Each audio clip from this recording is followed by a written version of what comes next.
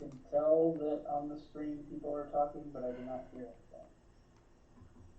And it's not because it's muted.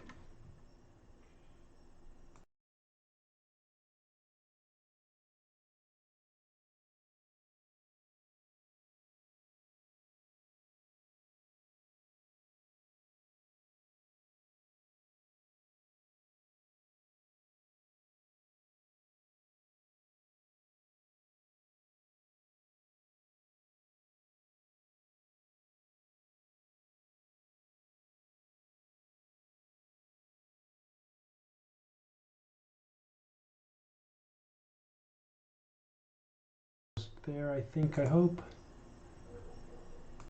I heard myself on the stream, but then I haven't heard anything since then.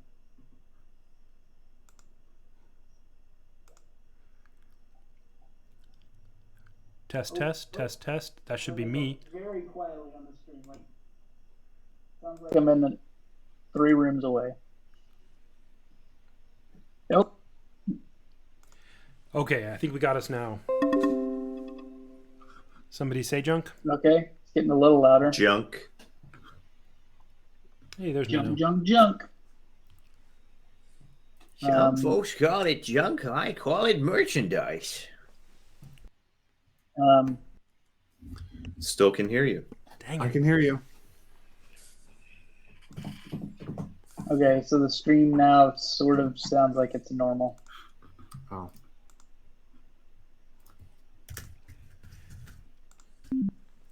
Can you hear me now? Can you guys hear me now?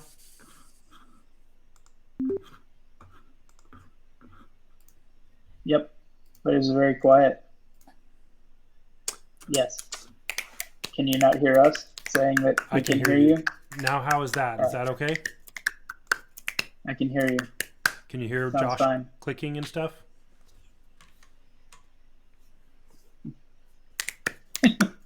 So my brain is like You can hear it from my computer, broken. not hers, I think. I can't tell what now is the stream. I am audible. Press to mute. Let's see. I wonder if I am audible. You're audible right now, Aaron. Okay. All All right. So many layers of sound happening in my ears right Dwight, I'll progressively shift through different geographical subdialects of Cantonese. now. I heard 4. 5 is missing. 8. 5, 6, 7. I heard everything but between 4 and 8. 1, 2, 1, 2, 3, Okay, I muted the stream because my 5, brain broke in 6, half. 7, 8, 9, 10.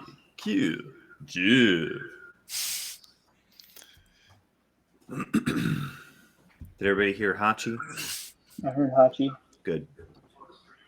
No, I muted the stream because my brain broke in half.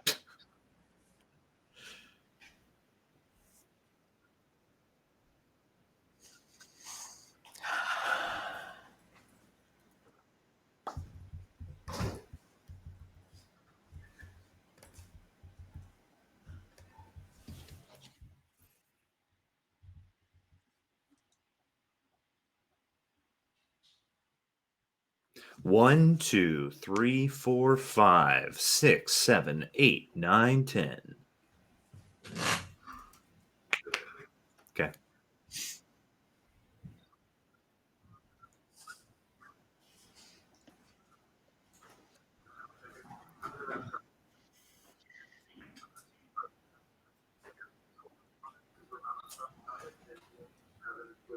Unique New York.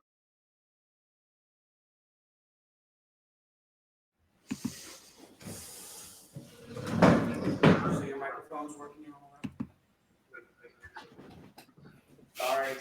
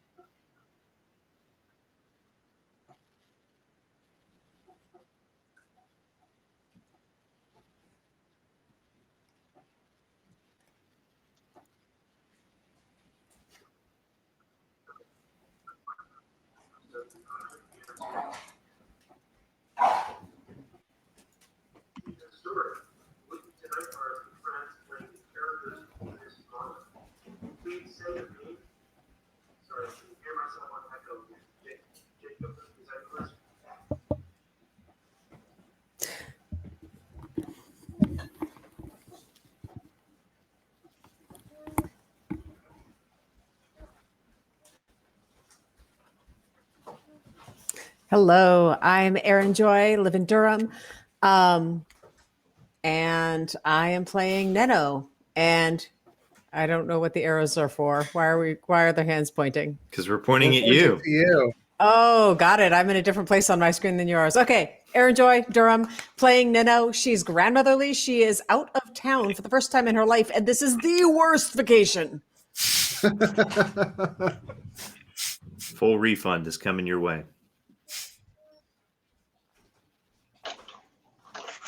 Yeah, my name is Patrick. I will be playing the character Toll. I am pointing at myself right now, but you can't see it.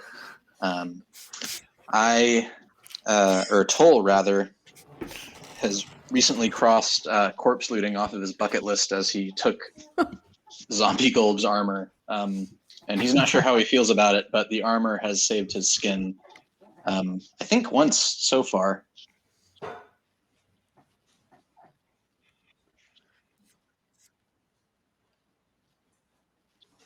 I do. I see it reflected in my armor class and everything.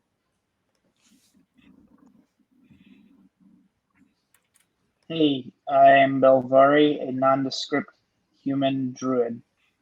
And tonight I am sponsored by Hot Toddies. When you're tired of your toddies being cold, hot toddies.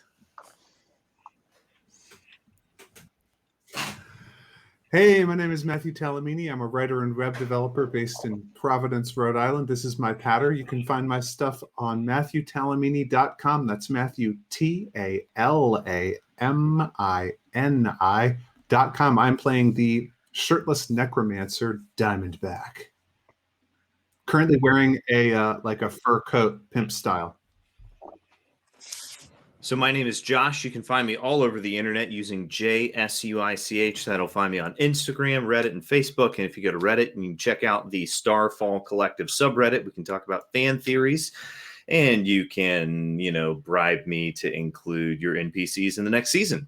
Tonight, I am playing Inkatink, a Kinku, the first Kinku we've introduced to the Starfall Collective verse.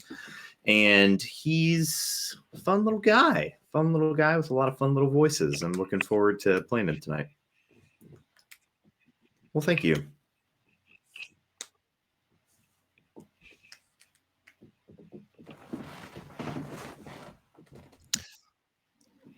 Hey, my name's Jared. I'm playing Yoshka. He is the bard and leader of the party. In my screen, it shows him as loading still.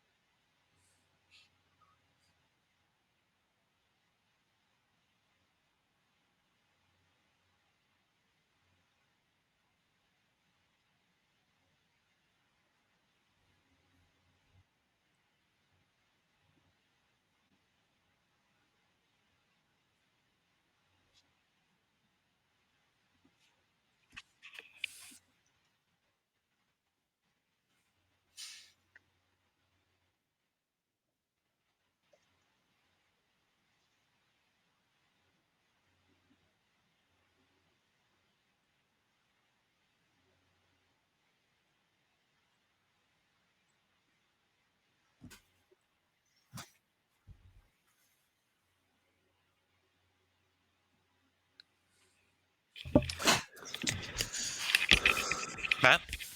Diamondback approaches Yoshka. He says, well, I think probably the first thing to do is to gesture everybody off of the road into the woods a little bit so that we'll have at least a little bit of cover if the Iron Bell like turns around. Agreed. So we get right. Yeah.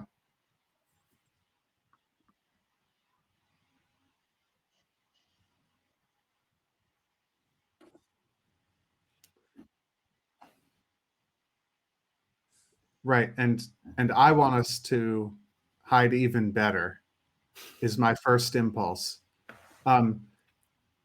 But if Yoshka thinks that we're safe enough, I want to have a little conference and say, Yoshka, does it seem to you, as it does to me, that Garriott has locked Mirrodau against the Iron Bell? Yes. And they cannot get in. Nor can we. This, We do have a bird. Yes, and we have seen him fly once tonight. Perhaps he could get in. No, but You hear he pipes up and says, "Ladies and gentlemen, I'm afraid it's going to be a one-show performance for the night." I'm not sure if I'm able to interpret his utterances correctly, but in any case, my flying snake will be capable of taking a note to Garriott and possibly bringing a response back. I know that Garriott writes, and he knows that I write, and he'll recognize the snake. It'll be proof that we are who we say we are. Perhaps there's some other way into the town that he could lead us to, or at least guide us in some way. I don't know any other way than to submit ourselves to him and do whatever he says. Splint is going to interject and say, what if that's a good idea? What if I also play my flute so that they know, like just a short note, so that they know. Don't play your flute. No playing the flute. And he's just going to Stay on the oud dejectedly flag. put his flute back. Are you sure? Quiet. For a stealth operation of this kind, silence is absolutely imperative. It'll be a quiet note. Oh, sweetie, your flute is more celebratory. Let's wait until we get through this victoriously, and then we will definitely love to hear your flute at a future time when we're celebrating safely. Quiet. All right. Splint is a bit cheered up by Nano's words, but he still,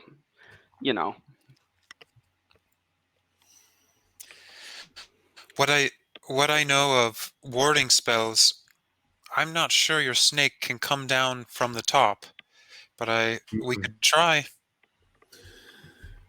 We should at least make the attempt. If not, we can always send a whisper on the wind. How far are we from the town?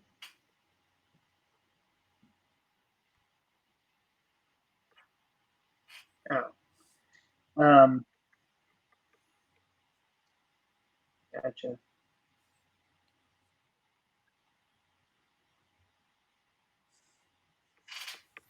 So I'll just go ahead and I'll start. I guess I'll grab onto the torch so that I can see a little bit, and I'll start writing with my writing implements. I have like some kind of extremely tiny secret spy. Probably I write in charcoal or something like that, something bad. But, on one of my little spell origami wrapping pieces of paper from my component pouch, I will write a note to Garriott saying, it's Diamondback and Yoshka and the party. I probably don't have very much space to write. Okay, so I'll just say, we're on the road. How can we get in? And sign it, Diamondback. Is there only one entrance?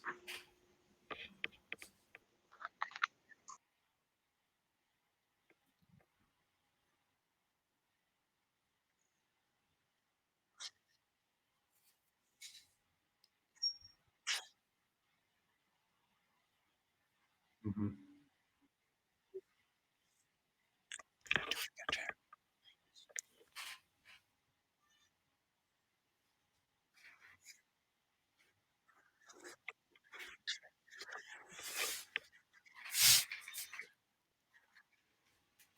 So I'll instruct I'll turn my staff into a flying snake, and I will give it these instructions, which are to find Garriott. And if I can explain, I don't know how much. It's not very smart, and I don't have probably a whole lot of detail I can give. But it was in Garriott's keeping as a staff for a long time, so maybe that'll help a little bit. But also, I don't know. I instructed because he's been yelling and talking and stuff. So I'll instruct it to go to that voice and like perch on its shoulder for a minute, so that Garriott will have time to get the note, and try and get another note from Garriott and bring it back. I think the description of these snakes says that they can be trained as messengers.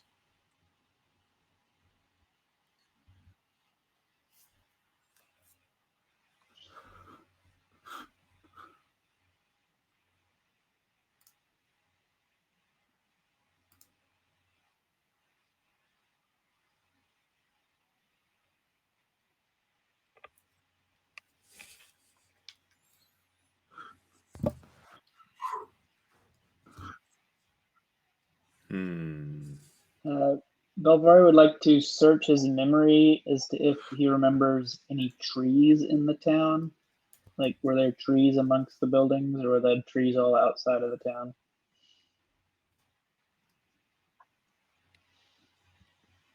History. How's a 8 do? Gotcha. That makes a 10.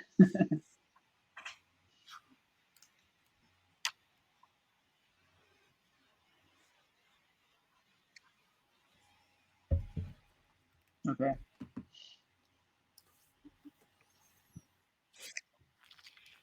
So the snake takes my message and flies off.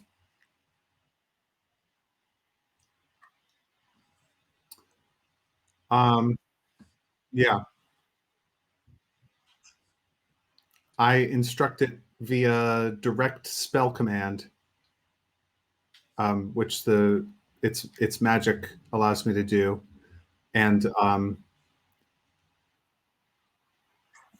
it can wrap the paper in its coils. That is, yeah. The description of the flying snake is: a flying snake is a brightly colored winged serpent found in remote jungles. Tribespeople and cultists sometimes domesticate flying snakes to serve as messengers that deliver scrolls wrapped in their coils. I'm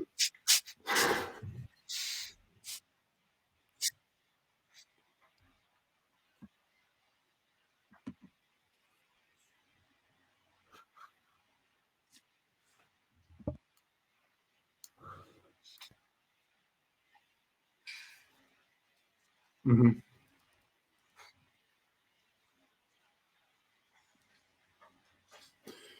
Boy, I hope it comes back. Toe will speak up when he says this, and say, I have components to send a message to somebody magically. If Oh, need that's a be. great idea. Yeah, do that.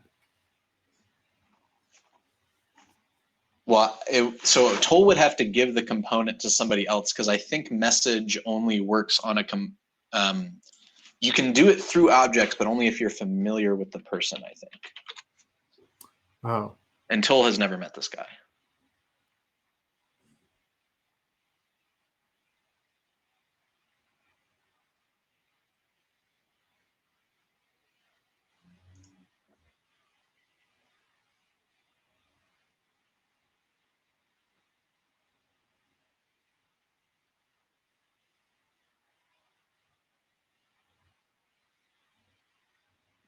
But he's never met this guy, so yeah, I think he'll have to give it to like Yoshka.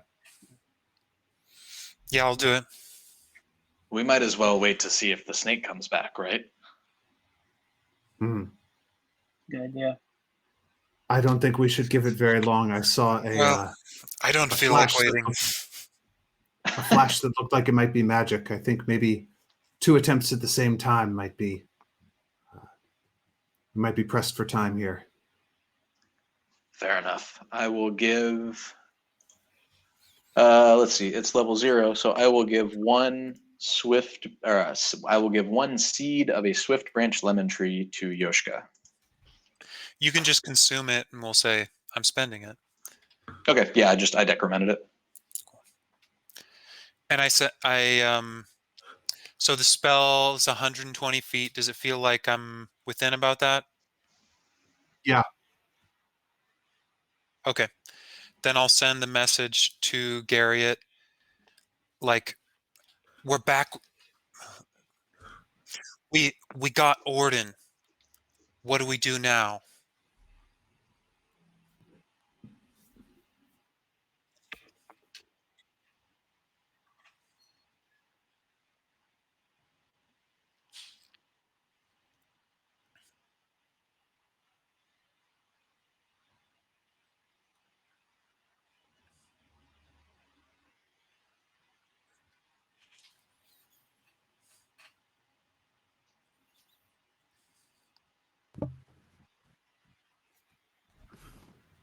We want to hear the clattering. Give us that dice foley. Whoa, that's a lot of dice you're rolling. I love it. How The much meteor damage is falls from the Yoshka sky. taking? It's his damaged rain stick.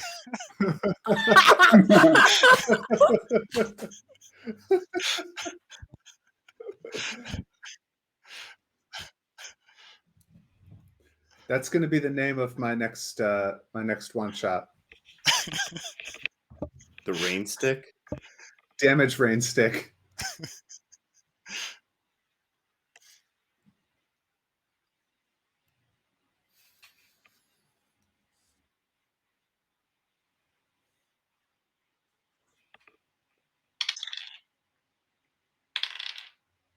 Seven.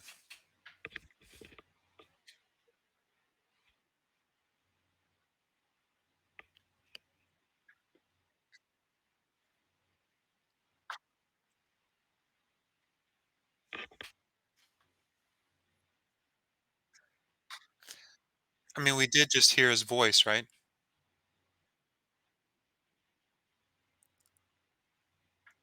Like just now, right? Mm-hmm.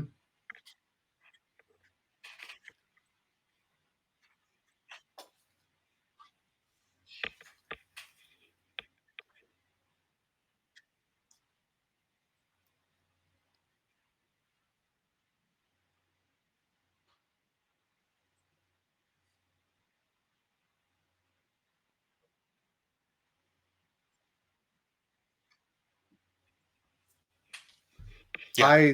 I wanted to, yeah, just like 5 feet or something.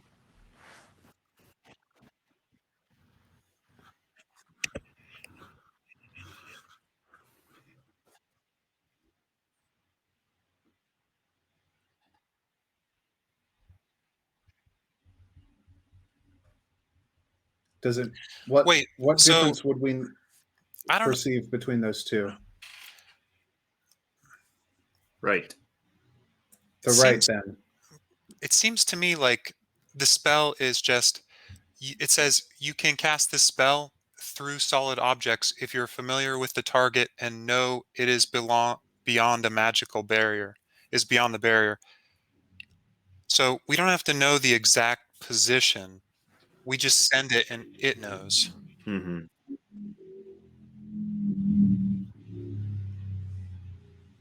But then But it that's like when you specifically see it. says in the event that it's behind a barrier.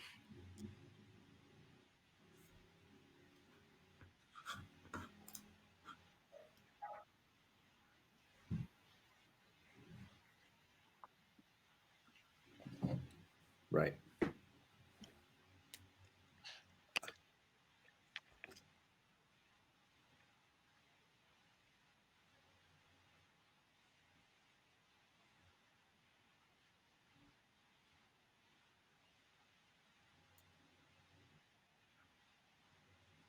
But if you point in the wrong spot, you don't get the All right. message through.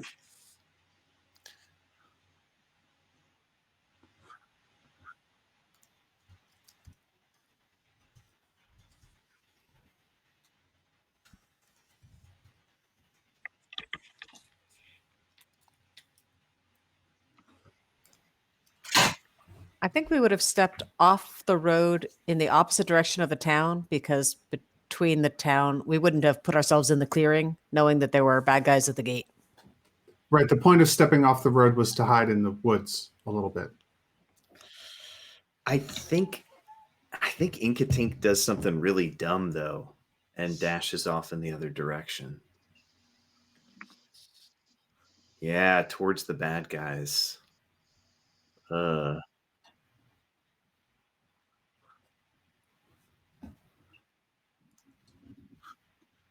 Easy come, easy go.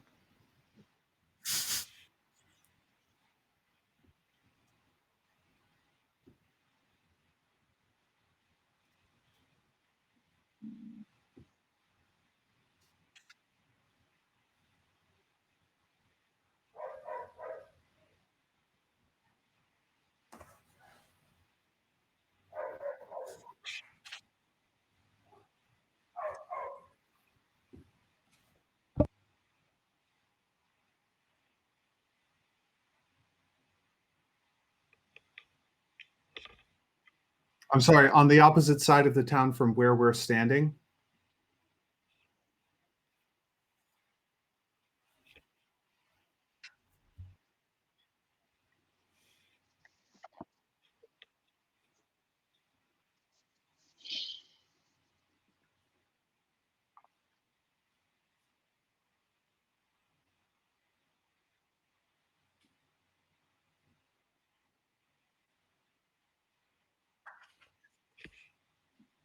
Okay.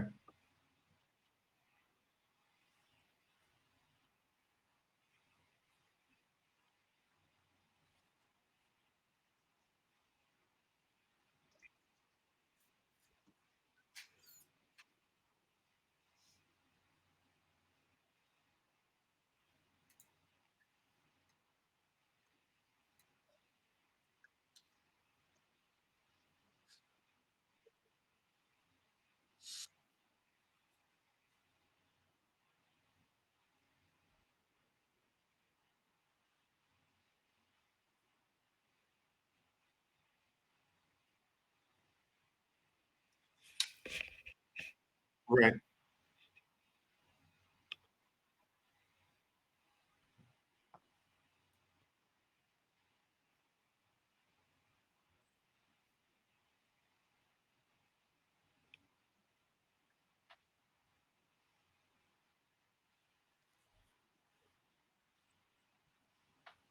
Okay. Yep, that makes sense to me. So, I think Inkatink would pull out a little squishy eye of a pink-throated eagle and squish it and open up his hand. And on his hand, you would see a little crow hop over and peck at a big tree-looking monster, and then peck at a little cartoon figure of a guy next to an iron bell. Well, it just looks like a person, right? What's that? Well, this gives off its own light. Yeah. Right. Yeah. I'm basically He's making a using an little scene illusion on my spell. hand. So and you see him go over to the Iron Bell guy, and he touches him, and the Iron Bell guy glows like a light bulb. And Inkatink pulls out a few fire-legged cockroach husks. He pulls out a handful of little red-legged cockroaches and kind of looks up at all the people who are all taller than him. I guess turns over and No. looks Belvar in the eye. No, we must not fight them. We have to get into Miradau, past the Iron Bell. We are all tired and hurt.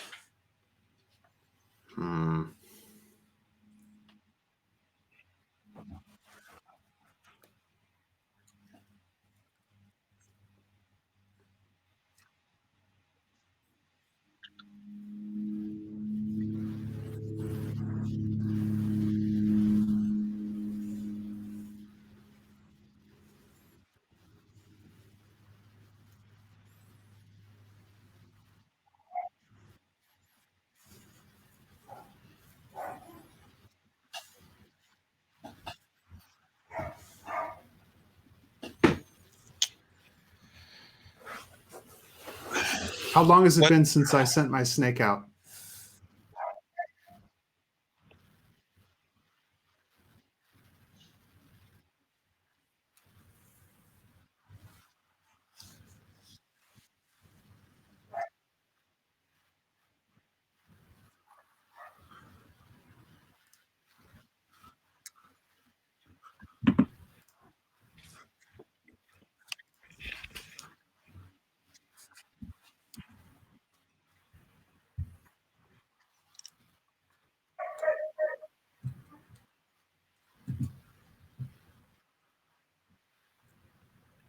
Oh, does it seem to be in the general area where my snake would have been trying to get in?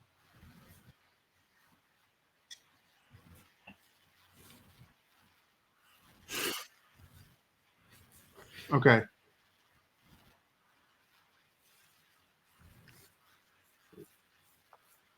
Okay, I order the snake back mentally, which I can do if it's within 60 feet of me.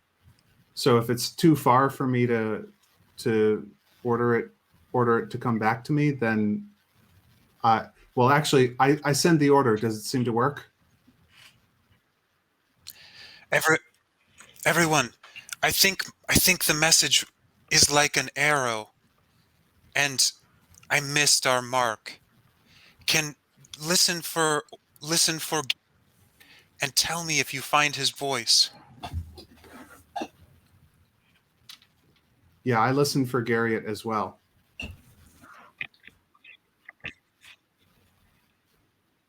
Mhm.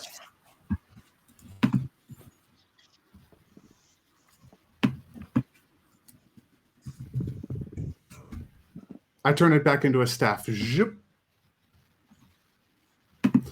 The roof of the town is magically warded, and my snake could not get through.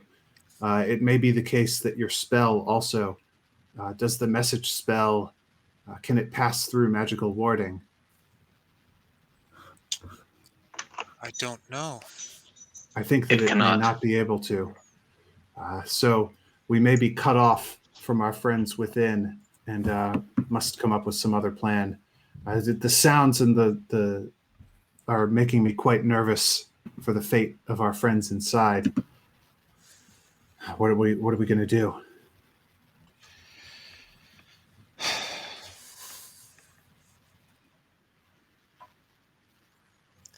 Well, it sounds like the trees are coming. We can wait for them to come and hope they come to the Iron Bell before us. But they may not. They may come to us first.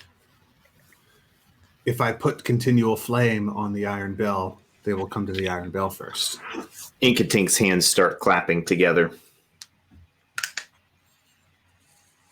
But I must touch them in order to cast the spell, which is very dangerous. I'm no hardened, beefy warrior like our friend Tull here. I could be killed with a single sword slash. Are they holding torches?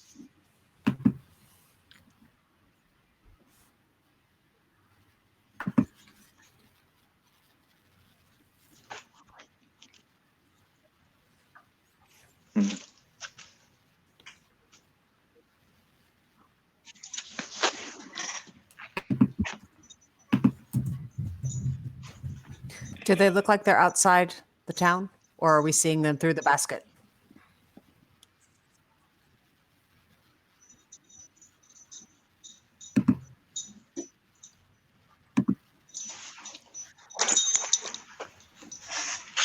And we haven't heard any more of Garriott since we first showed up.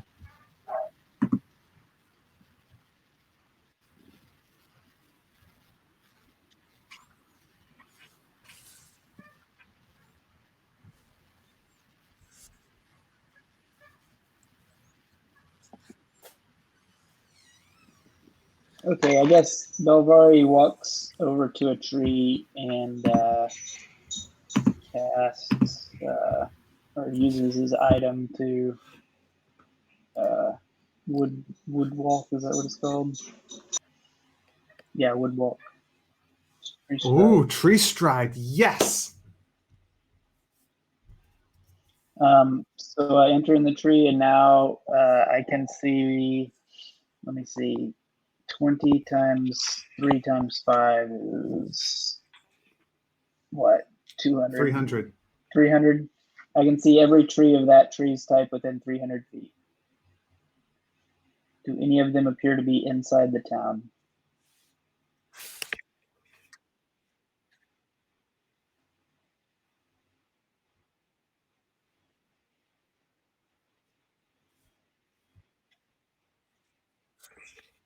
Yeah. Right. I will just sort of blindly hope and go like 80 feet towards the town. Any tree in that area.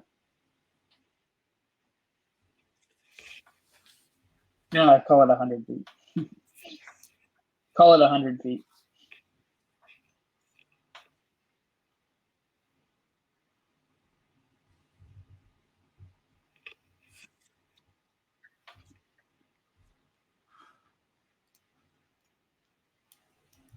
Survival?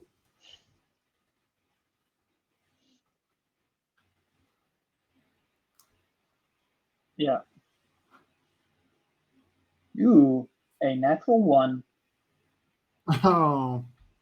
It ends up as a 2. I don't know if that is a critical failure or. Got you. Nah, just a 16.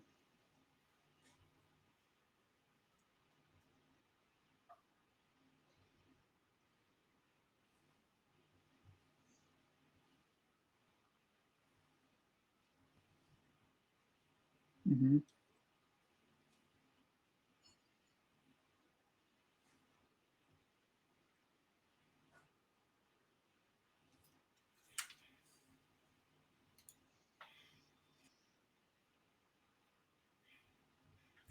Yeah. All right, guys.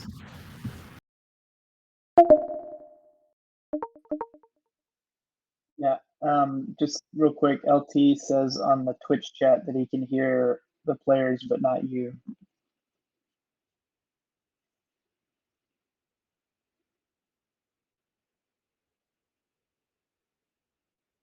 Yeah.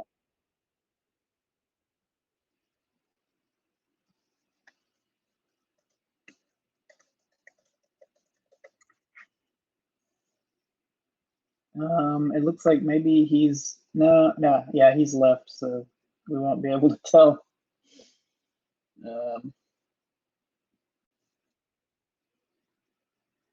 I can hear you, yeah. Oh wait, let me unmute. It'll be a little less crazy. The Twitch stream. I am not. Okay, say something. I can hear me.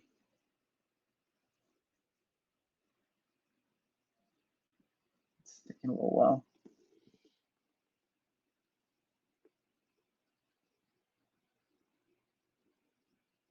No, I didn't hear it.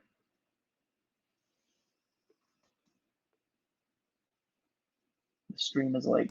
Can you hear me now? 10 seconds. Testing 1 2 3. Now I can't hear you if you're saying anything. Yes.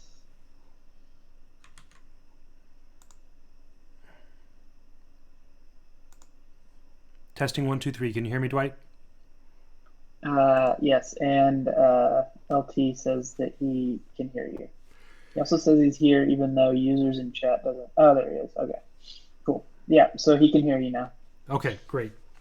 Hopefully that continues. So you find yourself in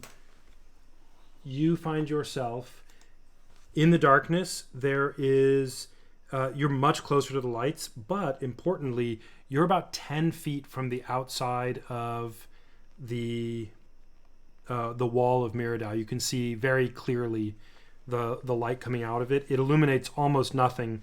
You can see the little cracks and crevices behind, but it doesn't light up the forest very well because it's little tiny shafts of light in a great darkness. But there you are. The sounds sound like they're about half as far from you as they were before. So they're not right on you, but they're Gotcha. Nearer. Gotcha. You can come back into the main if you want, or if you want to do something here. Can I cast Fairy Fire?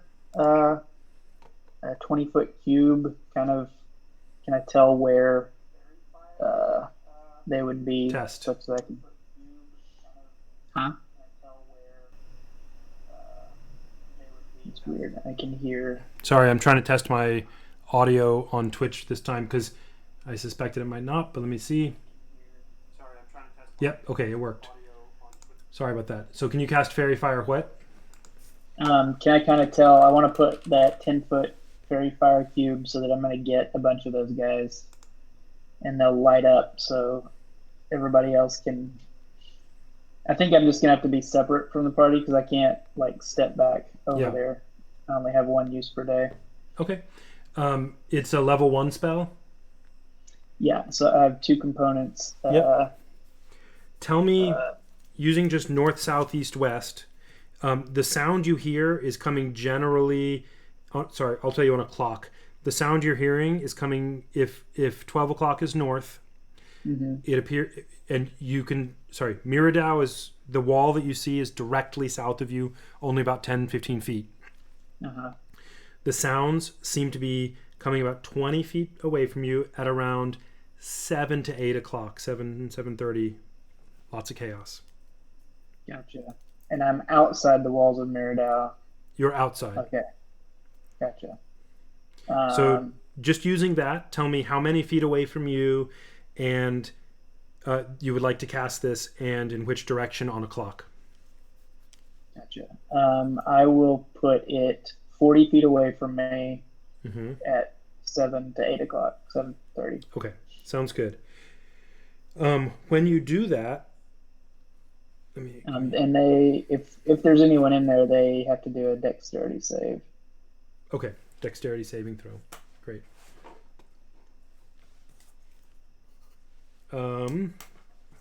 Just drawing the circle or cube or whatever.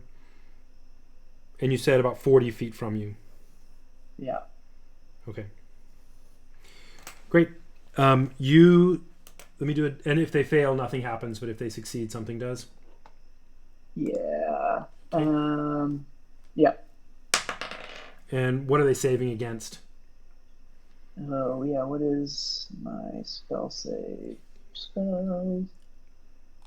Save DC is 12? Is that the one you use? Yeah. Your spell DC in your casting. It's right at the top of your spells list. I have modifier, attack, and save DC. Mm-hmm. Oh, no, I'm sorry. It's on Belvari. If you click spells. Oh, yeah, I'm sorry. Modifier, spell attack, and save DC. I think must be your save DC. So 12. Yeah, so 12. Yeah. Okay. Wow. So 2 of them failed and the others succeeded. Gotcha. And I'm going to just randomly pick for which 2. I mean, they're in a clump. Let's do that one and that one. Okay, great. So in that direction, you see a small illuminated light in the figure of a humanoid, and further away, another that one is closer to you. Further away, you see what appears to be a large tree that's illuminated. Oh, gotcha.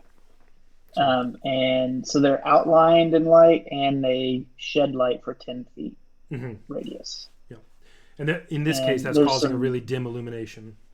Gotcha. There's an advantage if the attacker can see it, and it can't be invisible. Okay, sounds good. You're welcome to come back into the main part and hear what's going on there, or you can hang out here. Right. I'm okay with either. Yeah, I'll drop over.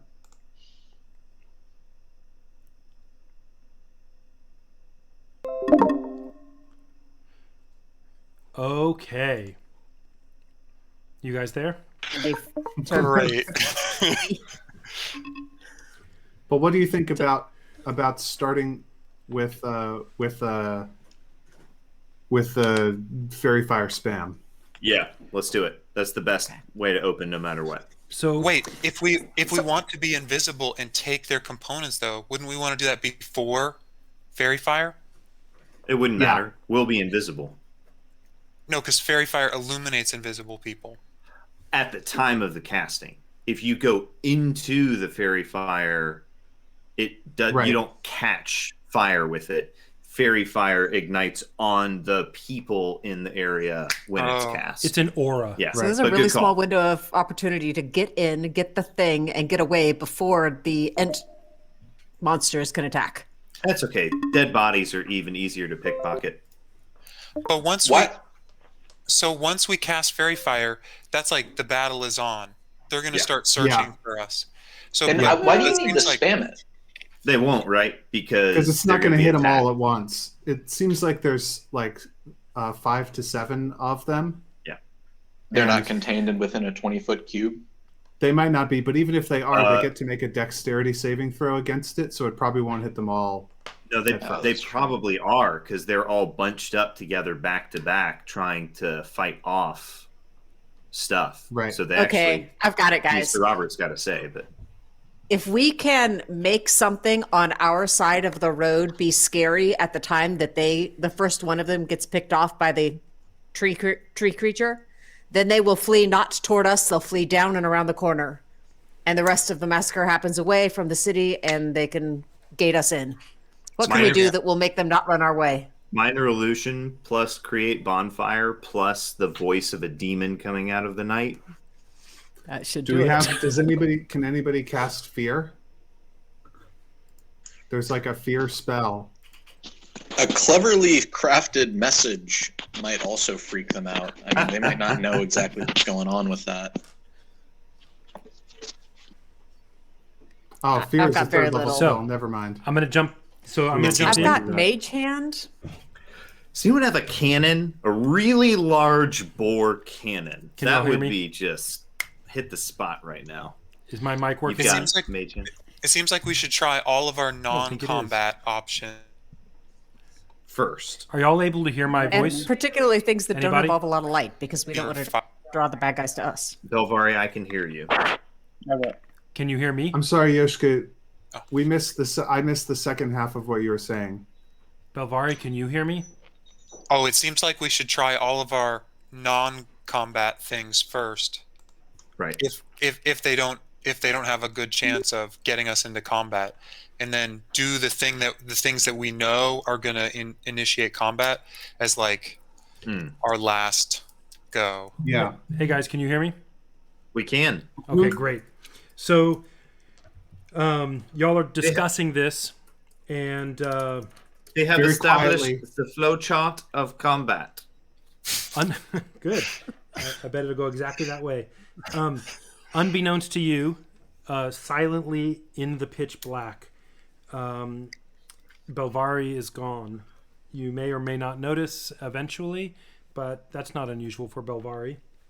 What you do notice is that in the vicinity of the various lights, that little dim points of light you can see, one small, it's again about 60 feet away, 60, 80 feet away, one humanoid looking thing begins to glow with a yellowish orange aura. It's not bright, but it does very faintly illuminate the area around it. And then a little bit further to the west of that, a much larger glowing area can be seen. Do I recognize it as fairy fire? Roll me Arcana with a DC 6. Or possibly dancing lights.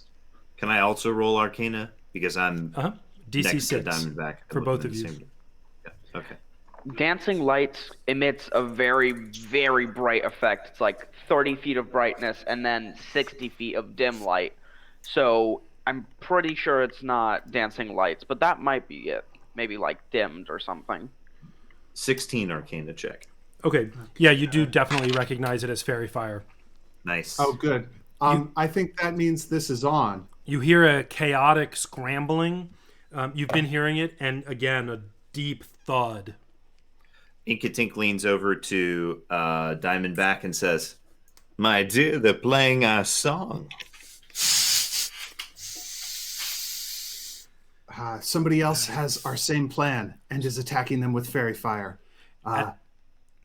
Sorry. Let's join. At this moment, from behind you, Yoshka, you feel something furry, and you hear a sound something like. It's a the cat. large cat. As that happens, you hear sounds from the direction of the chaos, and one of them says, "Over there!" You don't know where, but maybe they mean you, or maybe they mean something else.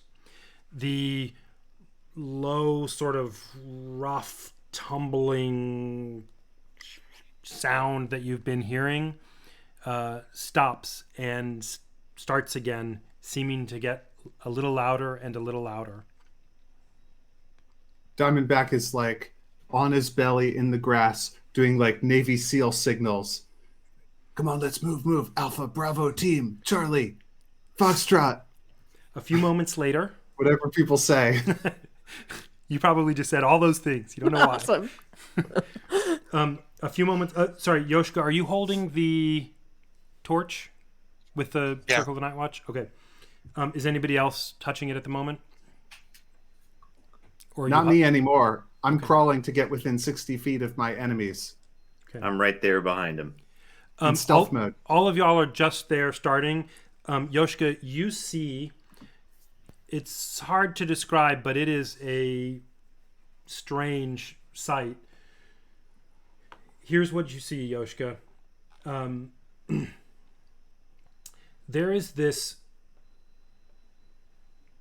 pile of vines and thorns and plants and branches sort of rolling through the road and forest and kind of pulling in plants with it as it goes. And as it does so, they seem to be kind of pulled into its own body, making it what it is. It gets no. Yes, I've been waiting. I didn't want to be the first one to say it. I was like, Matthew's about to be terrified. It finally, not like this. It finally gets to Yoshka. You can see it more clearly. It's about 12 feet away from you. Roll initiative from all of you. Which direction? Or wait. From the direction of Miradau that you've been starting to crawl towards. It's coming at us. It's coming at you. It heard a sound, a loud, and it's coming at you. It's coming towards that sound. Did everybody roll initiative? Oh no. 16. 16 for me as well. 10. 15. Toll got a 0. Nice. Sorry, you got a 0? Oh, because I rolled a 0 and beyond. Yes. Okay. Which was a nat 1 minus 1. Splint, are you there? Yeah, just give me a second. Stuff is acting up. Okay, give him one Want to second. roll a dice? Oh, yeah, that'd be great. Oh. Sorry. There you go. With the help of Hollywood magic, Menno has Just give me a second. given Splint a dice.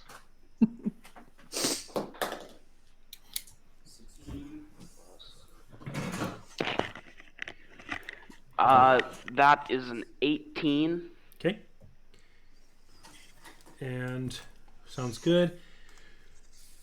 Sorry, I have to. There's a little bit of bookkeeping to write these down. Dwight, I didn't get yours, Dwight.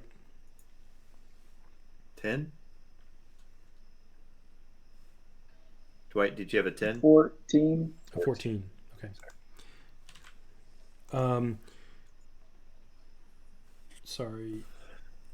Anybody who thinks they know what this is, roll me a nature check.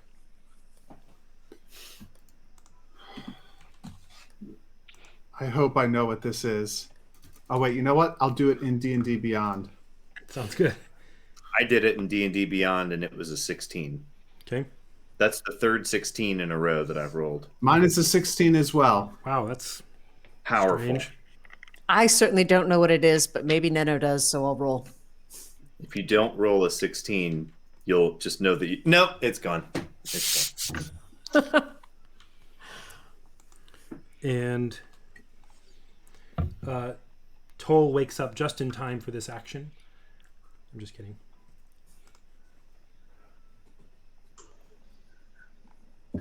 Because of my nat 1. Because of your natural one, that's right. Do I know what it is? You do know what it is. Inkatink and Matt, you immediately... Sorry, Inkatink and Diamondback, you are immediately aware that this giant mound of forest shambling towards you is not something to be messed with. It strikes a sense of fear and dread into you and is coming your way. Yeah. You hear the comedically loud, cartoonish sound of a gulp come from Inkatink.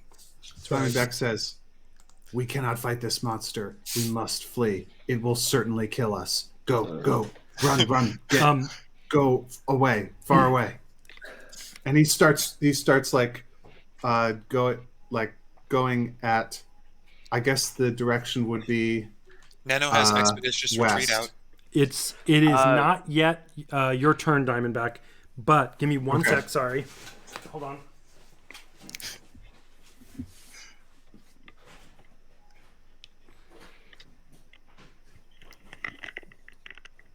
We are safer among the Iron Bell. Is the cat still following orders? That's yeah. hilarious if you think the cat ever followed an order. Sorry. Okay, I'm back. This giant shambling mound of forest that you see before you is excuse me, is a large conglomeration of plant. Splint, you are first. It has been, this creature heard the sound of this, what do you call it? It was a puma, I think. A leopard. It was a leopard. A puma. Heard the sound of this and was drawn towards you, relatively close to you. Splint, you go first. What do you do? So it's a plant, right? It is, but it seems to have been heard you here and is coming towards you. All right. Splint is going to throw his satchel to whoever's closest. Who is closest to Splint? Y'all are all kind of in a little huddle, so you can just pick. All right. Splint is going to throw it to Toll and say, "Take good care of this. It was my father's." He's going to pull out his flute and just start dashing away, and he's going to just blare the flute. Hopefully trying to draw away the creature. Okay. Let him go. No, I'm That we may Spartacus. live. No, I'm Spartacus. Shh, quiet. I'm your fool. I'm Spartacus. Okay. Does it work?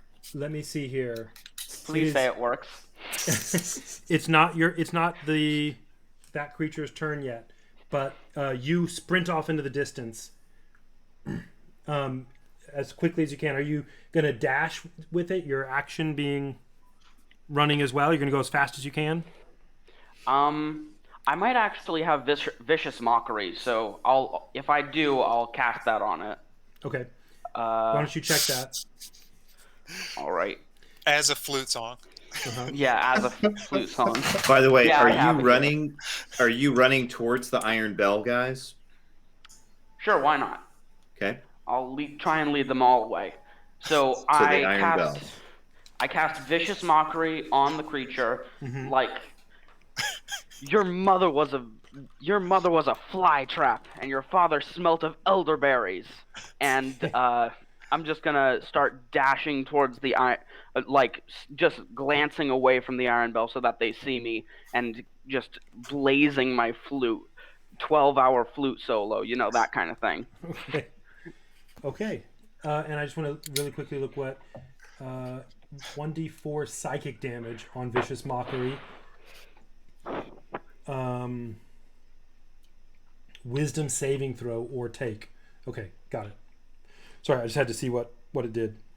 All right. What's your spell? Spell save DC. Spell save DC. 13. Okay, and this creature's wisdom is nothing meaningful. Okay, great. Sounds good. It is now. Oh, sorry. Now, whose turn is it next? We've got to do a couple of things here.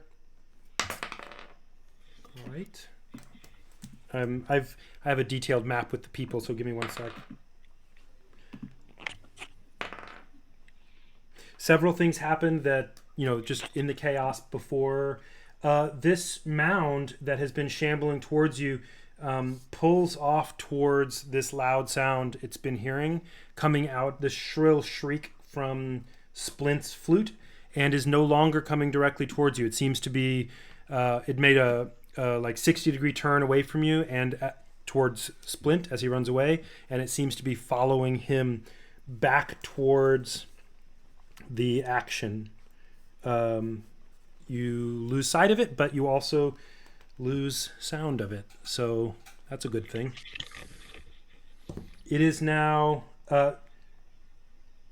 actually, you know what, you're effectively out of initiative since this threat is not coming towards you anymore. I'll have you do separately. Splint, why don't you go into the DM chat? I would be next, and the thing that I want to do does have to do with their location and proximity. Okay, sure, go for it. Yeah, you can. No, I mean, just when you get back. I mean, if you want, or I can do it, whichever you want. Yeah, do it. Okay. Yeah, he chases after it, and he casts Ray of Frost at it. Okay. And if he hits, if Inkatink hits this thing with Ray of Frost, its speed will be reduced by 10, so it'll have a more difficult time catching up. And it has to roll what? I've got to hit it with a ranged spell attack. Okay. So let me. Oh, okay. Yeah. Let me just roll a. Let me do this. Lovely. I guess I miss. Because I rolled like a 5. Okay. 6, 7, 8. You do miss, and it continues to shamble after the sound that it hears. Other things are clearly happening in the distance. Would y'all like to continue on in initiative order, or would you like? You're not in an immediate threat, and nobody else seems to know you're here. Do you want to continue with initiative, or do you want to do something? Diamondback wants to sneak to within range of the action so that he can participate. Okay. Aaron Joy, what would Neno like to do? Nena wants to grab Orden and get as close to the walls of the town as she can. Mm-hmm. And Toll? Toll's going to go in, I guess. He's going to go with Diamondback. All right. Yoshka, what are you going to do? Go with Neno. Towards the town with Orden? Yeah. And 2 more. Josh, what is Inkatink going to do at this point? Yeah, Inkatink's going to stay with Diamondback. Okay. And lastly, Belvari, I know you know what's going on elsewhere where you are approximately. What are you going to do right now? I guess I'll kind of edge towards the kind of around the wall, see if I can see stuff on the other side of the wall. Okay. And I've got your... and then Neno, Orden, and Yoshka are going in one direction. Are y'all going approximately straight towards the wall, or are you going to try to... that would have you crossing the road at a diagonal, going towards the wall, with most of the action on your right-hand side? Or would you like to try to loop around or anything like that? Yeah, I'll go about straight towards it. Okay. Listening and looking through the cracks for Garriott. Garriott. Okay. Sounds good. You see, as you get closer, and I'll tell Yoshka and Neno this first. Y'all are about halfway. You make it about halfway based on normal movement there. You're standing back on the road. You're in the middle of the road, but much closer to the town as you've been crossing diagonally. You see the lights a little better, including a couple of illuminated creatures. There is a lot of chaos happening, and also occasional bits of light, little zipping needles, little bits of fire, whatever, coming from the town, from over the wall at various places, outward into the chaos. You can't exactly make out what's happening there, but something's happening. They're resisting. The revolution is here. Down the Vive la France!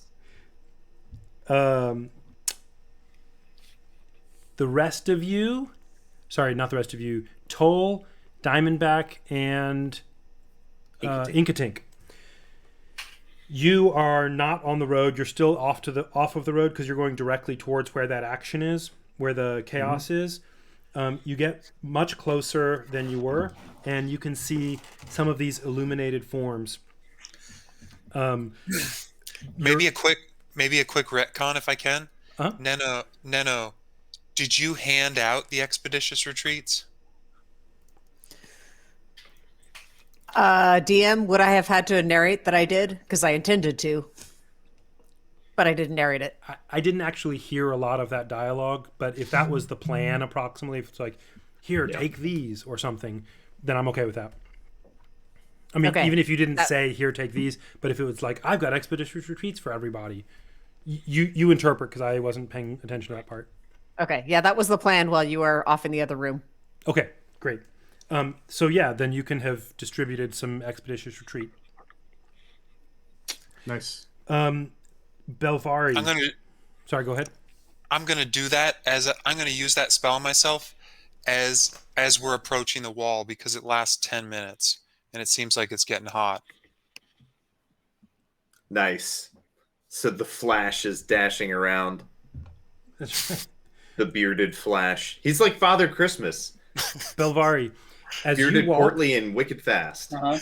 You find yourself in the darkness, suddenly face to face with another man older than you, wearing some rough-looking leather and armor, and seeming to be somewhat afraid. He notices you. You notice him. You kind of almost bump into each other, basically. You go first.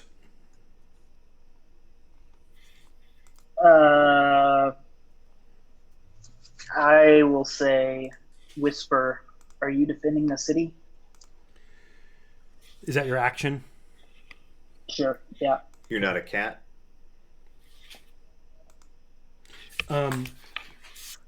Let's see. You're still on your tree walking? It's a tree stride is a one-time, like, bink. But he's away. Y'all don't know where he is. Belvari, does a 9 hit you? It does not. Okay. You, in the darkness, hear the sound of a deep thud of a weapon smashing into the ground close to you. Gotcha. Let's do a couple of rounds of that real quickly, and then we'll jump into the other guys so that we'll do little short parallel stories here. How do you respond? I will hit him with my shillelagh. Okay. Try anyway. Oof. That was an 11. It actually does hit, surprisingly. Phew. Wrap him on the knuckles. How much damage do you do? 4 damage. Okay. You hear a grunt and a bit of profanity as he takes this kind of blow with your wooden weapon. He returns action again. He returns again, having been hit by you, Does a 19 hit? Yep, it hits every day of the week and twice on Sundays. Hits for 3 damage. Thrice in Okay. France. He gets to hit again. He has a double attack. This particular one does with a 24. He rolled a natural 20, Oof. giving him. Sorry, I'm rolling with D&D Beyond here. Gotcha. All right. Doing another 6 damage. Okay. Let me look something up real quick. Mm-hmm.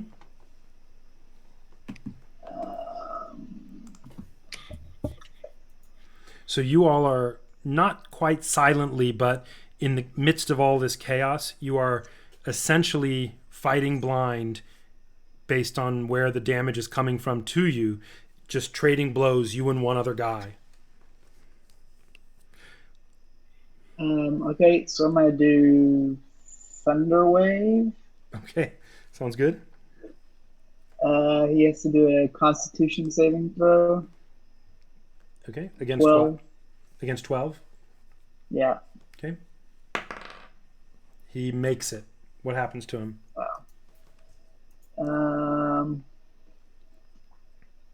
Successful save, it takes half as much damage, so I'll go and roll a 2d8 and half it.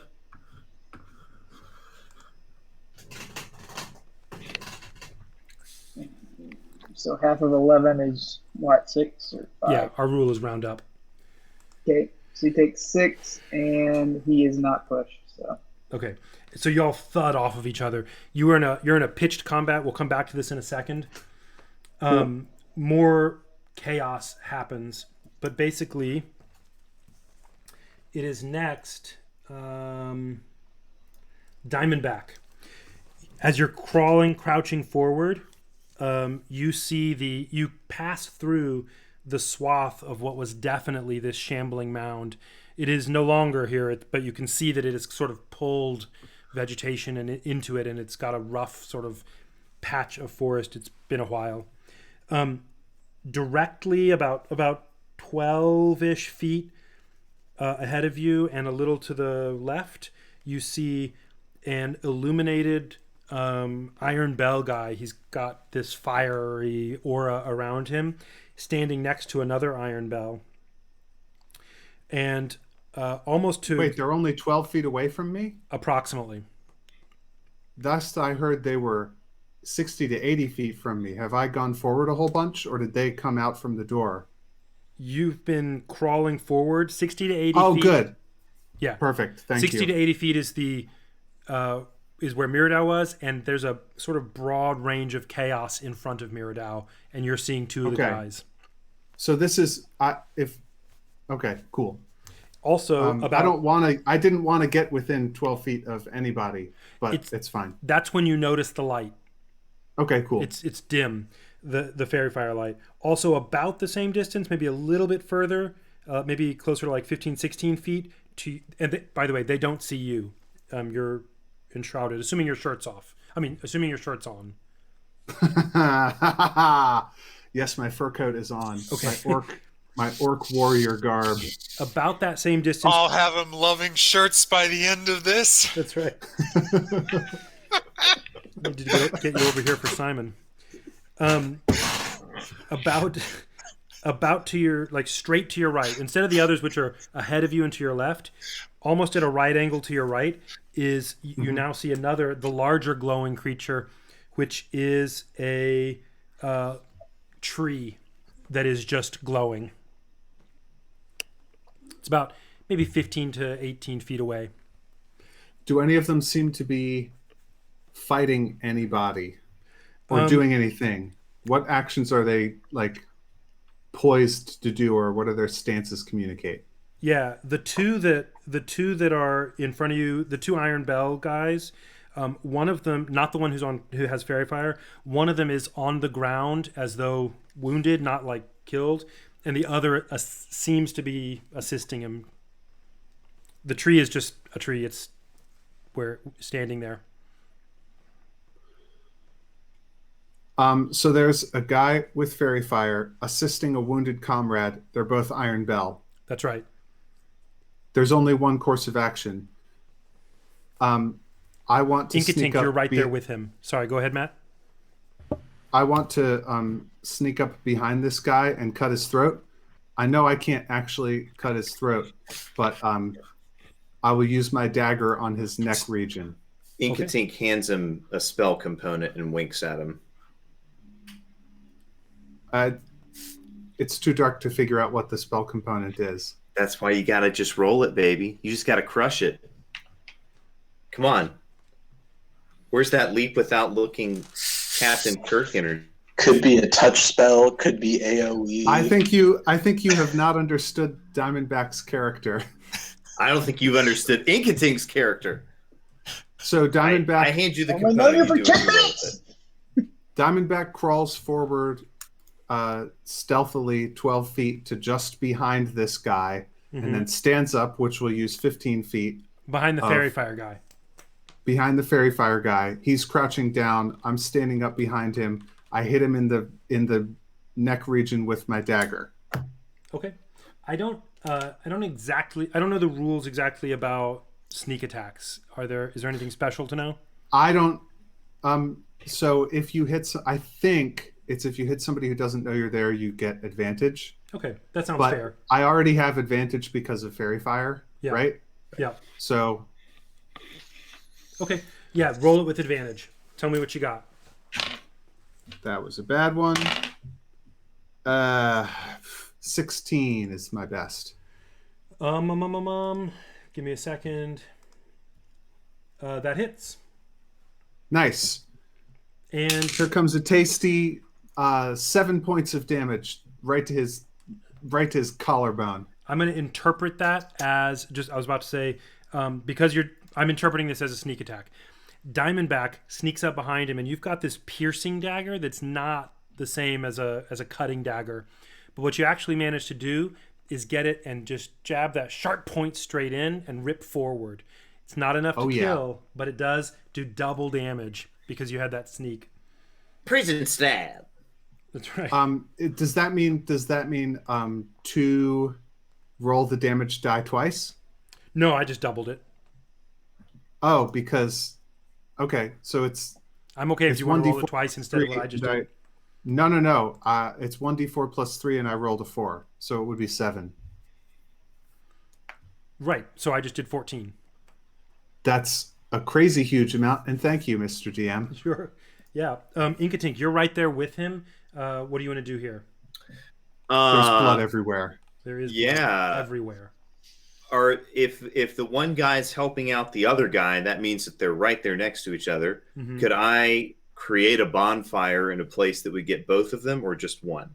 No, you can get them. They're like more or less on top of each other. You know, I'll do that. The guys helping him. Then they just Can you need to get make them a DC without getting Diamondback?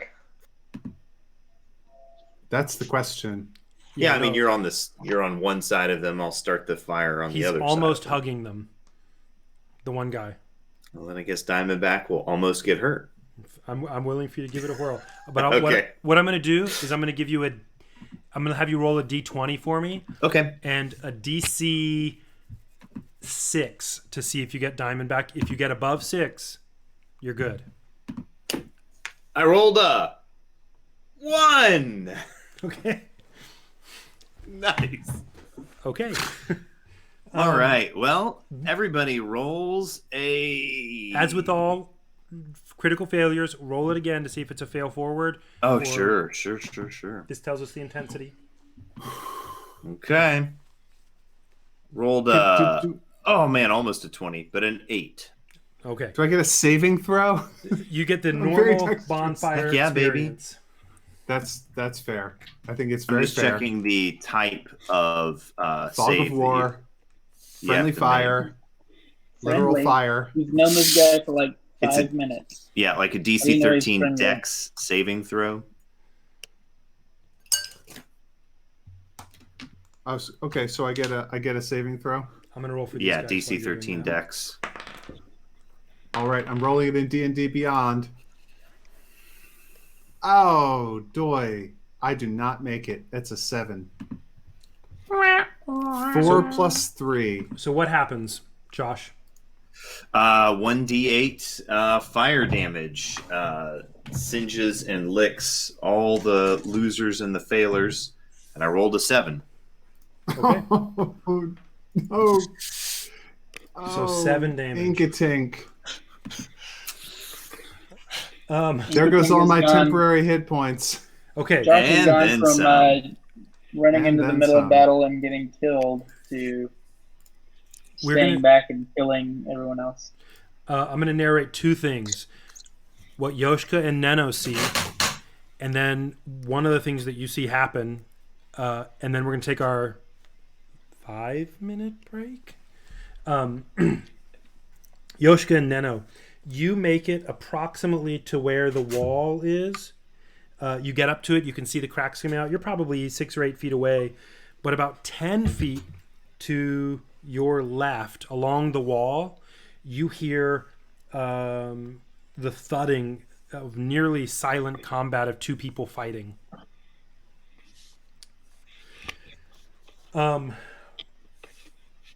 Okay, that happens. You hear a voice shouting from within Miradau. All of you hear.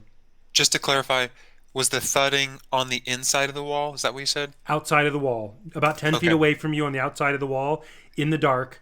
If you've got 'Cause your I have the- torch, yeah. Is Neno also holding the torch? We didn't specify. Neno, would you Probably be? not because she's so short. Okay. You're muted, I We think. can't hear Aaron. you, Neno. I'm at least clinging to his cloak Okay. and grabbing Orden by the other hand. Yoshka, you can tell that it is, because it's only about 10 feet away, you can tell that it is Belvari fighting an Iron Bell. Okay. You also hear a shout from within, and you hear someone. You don't exactly recognize the voice, but it could be. It's a little harried, not panicked, but harried. It could be Garriott, or it could be one of the other townsfolk. You can't tell, who shouts, "Be watchful!" And what you see is in the center, in front of the town, you see a little tiny point of light that takes about 2 or 3 seconds to grow a little brighter, and then suddenly it expands very quickly and becomes a white ball of light. It's dimmer than you can tell it should be, but it illuminates everything within about 60 feet of it. So for a few moments, Miradau is fully illuminated. The bit of road that you can see about 30 feet from around this ball, and the ball is several feet in diameter, is highly illuminated. The forest has deep shadows cast into it, of course, but you can see where it illuminates into the forest. This 60-foot, it's actually a bright light about 30 feet and a dim light about 30 further feet. And what you see within the light, various angles that, some of you can see some of it and others of you can see others, but you see something like in the neighborhood of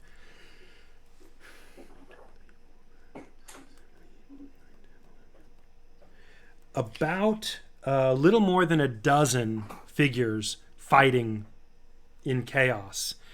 You see about 10 Iron Bell swinging in the dark. Everybody is stunned. You see the shambling mound that had been attacking you now further away. It's far in the not in the distance, but it's on the outside edge of that. And you see these weird looking, they almost look like hollow tree trunks holding shields. They themselves are like hollow tree trunks with arms and legs, and they're banging their arms against the shield, making this hollow log sound. There's only 2 of them, but each of the 2 of them is standing near several of the Iron Bell, with a couple of Iron Bell dead at their feet and a few more engaged in the struggle.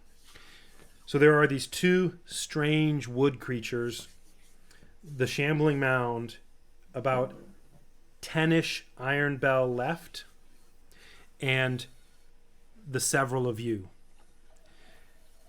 Let's go ahead and take our break. We'll be back in a few minutes. Should Toll have gotten an action? Yes, you should have. Toll, will you take the action now? I apologize. You were with Inkatink and Diamondback. Yeah, I can take it now. I'll just cast Acid Arrow at the one that Diamondback fairy tried fire? to assassinate. Great, do it with advantage. I was a little bit out of turn order because we were doing kind of a narrative style. When we come back, we'll do it in turn order. Okay. Just to I rolled clarify, last on initiative anyway. Okay. did that's those right. guys get hurt by the fire, the Inkatink? They did. Did you roll that? Yeah, it was 7 points of damage. Yeah, Okay, it was 7. I took 7 points. I recorded. They it. need to better take it as take well. It too, unless Which they means pass that I the did death save. 21 points of damage. Take that. Good job. Toll, roll with Yep. advantage on your acid arrow. If there's even a roll. I don't know how acid arrow works. Is the advantage roll is on the hit, right? Yeah. Yeah, I think it's a. Yeah, it's a ranged attack. Okay. Nice. Ouch. Wow, I rolled a 1 and a 2 to hit. Wow.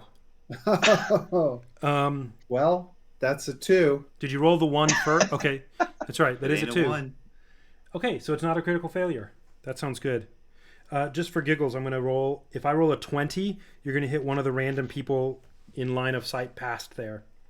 Okay. 16. Not this time. Acid splashes against the forest. Okay, let's take our break. We'll come back in a few minutes. Man, geez, Patrick, what did those shrubs ever do to you?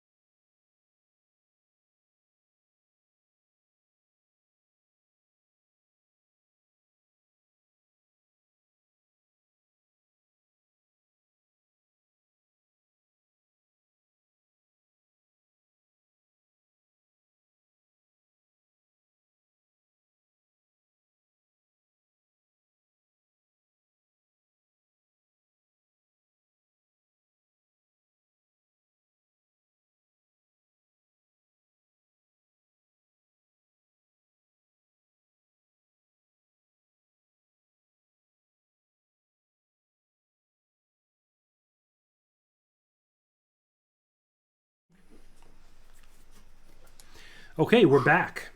We finished our 10-minute break, and we are going to jump back into the action. We are in initiative order still.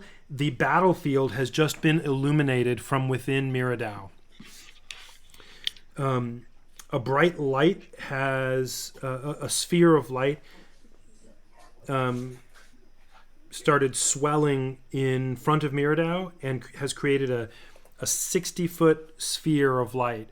For the first 30 feet around the sphere, you see brightly lit, and it's a bright, unusual white light. It's very strange in this darkness, but it's like, normal, what you would expect from daylight, although with a whiter hue. And then past that, for another 30 feet, there is a dim light that you're, as though it's dark, as though it's, twilight.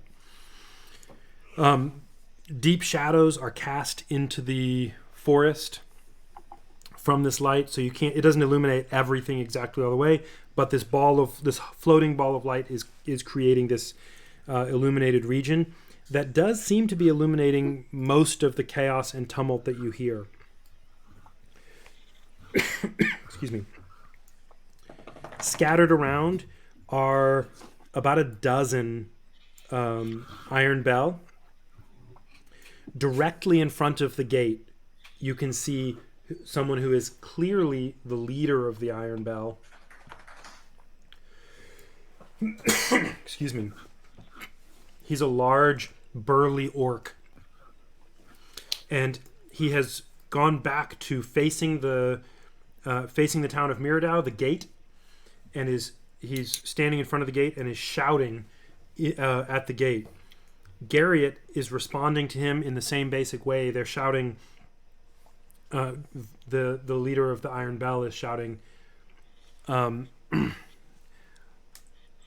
that gate, man! Open it now! Spolash will hear." And Garriott responds, If I let you in, everybody gets in. We all die, and you still die. You've got to put an end to the creatures.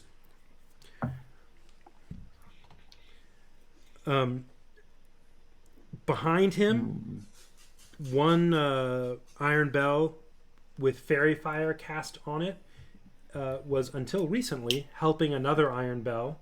No longer. The one on the ground is now gravely wounded from having been burned severely. The one standing up is also gravely wounded. Excuse me. Is also gravely wounded from having been burned severely after having been stabbed through the throat. Standing next to them, sympathizing fully with them at some level, is Diamondback, having been severely burned, but not having been stabbed through the throat. Yeah, it was a complete accident, I'm sure. Friendly fire.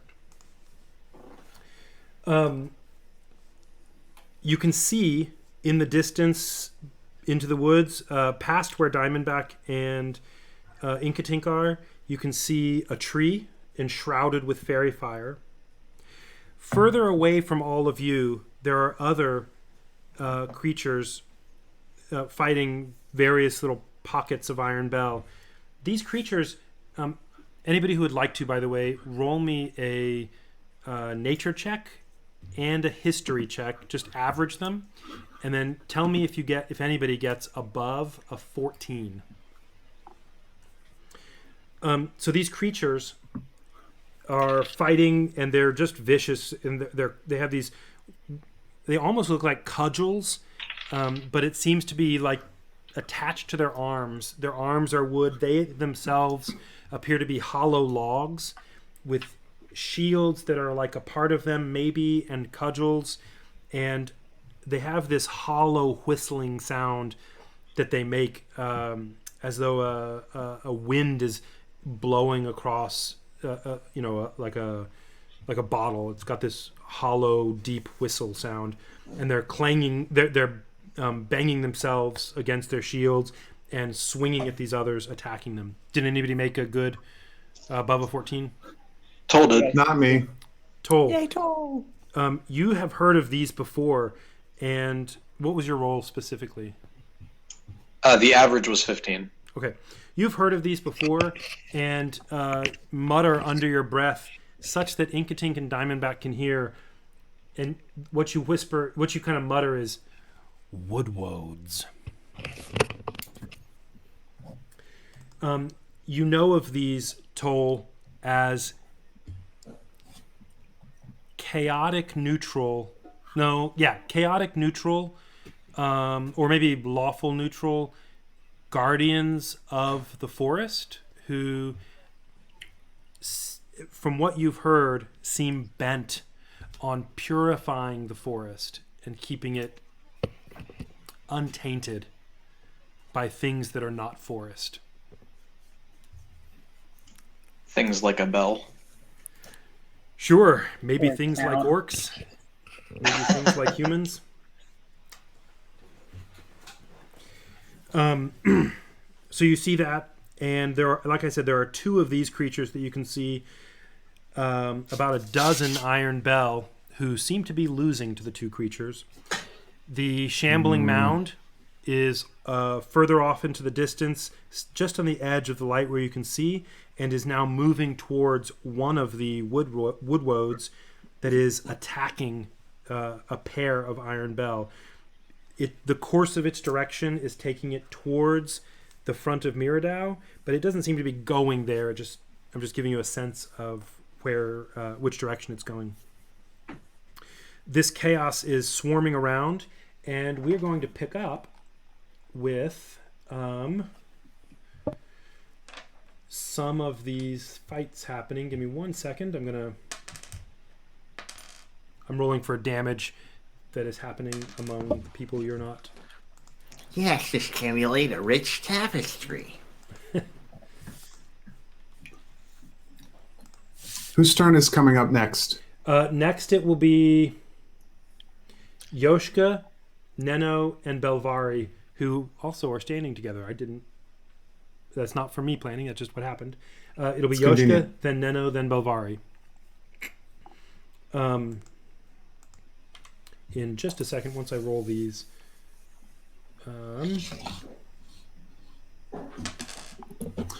Diamondback is doing a special personal inside of his heart wisdom check Okay. because he heard what Garriott said, what Garriott yelled, and we're going to make a check to see whether he understands it in the right way. Sounds good. Whether he can make the connect the circuit from those words to his survival instinct, and whether that can successfully route around the vengeance module in his brain. Okay. Yoshka, you're next. So you're standing right at the wall. Uh-oh. Diamondback shakes his head. You're standing right at the wall. You can touch it. It's a couple of feet from you. The light is coming out of it, but it's not bright anymore because you're standing in the dim light, kind of in the middle of the dim light that's illuminating the wall. You can see the wall like it is twilight. Suddenly, everybody in the battlefield can see everybody. And you see standing in front of you, about 6 or 8 feet away, a half-orc who is trading weapons blows with Belvari, who has just passed him a few feet. So he is between you and Belvari. He's about 5 or 6 feet away from you and 2 or 3 feet away from Belvari. Okay, as soon as I hear Garriott's voice, I turn and send another message toward him. Okay. Everybody else, close your ears. I'm going to tell instead of having us go to a different room, I'm just going to do it. You send the same message, basically. Yeah. Yoshka, here's what you hear back. Everybody else, close your ears. Kill the bell. Okay.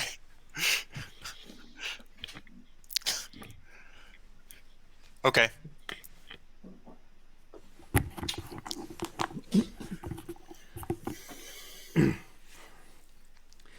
I think I only gave you enough for one. I had some. Oh, okay. Okay. Why did I give them to you then? You didn't know. You realized it and he didn't. It was good role Fair play. enough. Okay. Neno, it's your turn. Yoshka used message on his turn. Okay. I leap toward the bad guy that's fighting Belvari and reach out to touch him with shocking grasp. Okay. Is he wearing metal by any chance? He is. Yay! Okay, so Iron even. 1d8 lightning damage, advantage if metal. Go for it. And you're attacking from behind. It's got to be worth something. It's demoralizing. Is it DM? Really advantage. Super advantage. Okay. There's Well, good, because the first one is a 4. As Oh, we I'm all also know. prepping. The second one is a 5. I'm also expecting that he'll respond and he'll get hellish rebuke from me. Okay. So a 4 and a 5 don't hit. Sorry. Wait, did you add your the appropriate modifiers?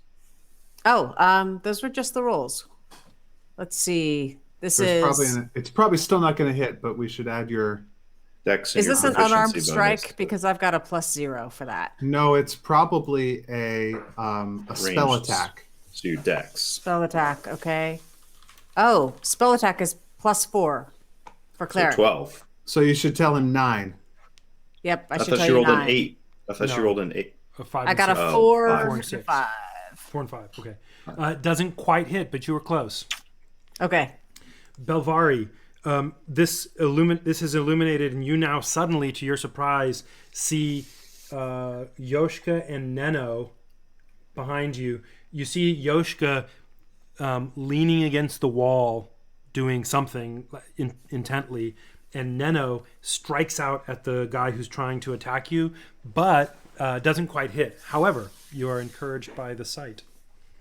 Nice. I will give him another whack with my quarterstaff. Do it. Is it 22 hit? It definitely does. Was it a natural 20? No. Okay. It was 18. But I did get a natural 8 on the damage for 10 total. Nice. 10 points is a hefty whack. The guy takes it's a major blow, and he staggers back from it and comes back at you as he has been doing with his what weapon does he have? I don't even know where to see that. Let's see. There's something big and heavy. He has a mace, like a not a morning star, just a mace. But he takes a swing at you with it. Does an 11 hit you? It just does. Okay. For 7 damage. Oh. And because he has a double attack on this, he gets another swing. Does a 12 hit you? Yep. For how do I get clear all? For this time, 8 damage. Gotcha. Is my dog with me? Yeah, your dog's with you. I will let you roll for him. Do you have like a sheet of anything that he is? No. Let's I don't. call him a wolf level of attacker because he's very protective of you in particular. Gotcha. So that says it gets a bite for Plus +4 4. to hit and does 2d4 plus 2. do it. Okay.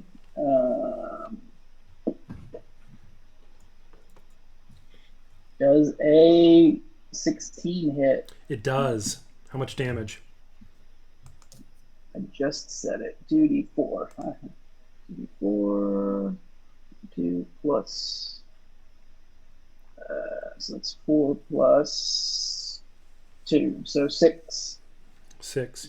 Your dog leaps forward, and his teeth just sink into the inner thigh of this guy, and it does that thing dogs do. They rip their head back and forth, doing significant damage. This guy is in really bad shape. He's not going to take much more, maybe a hit or two.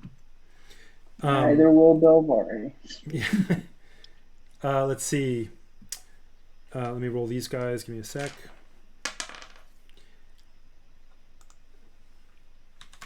I'm rolling the other guys who are in combat.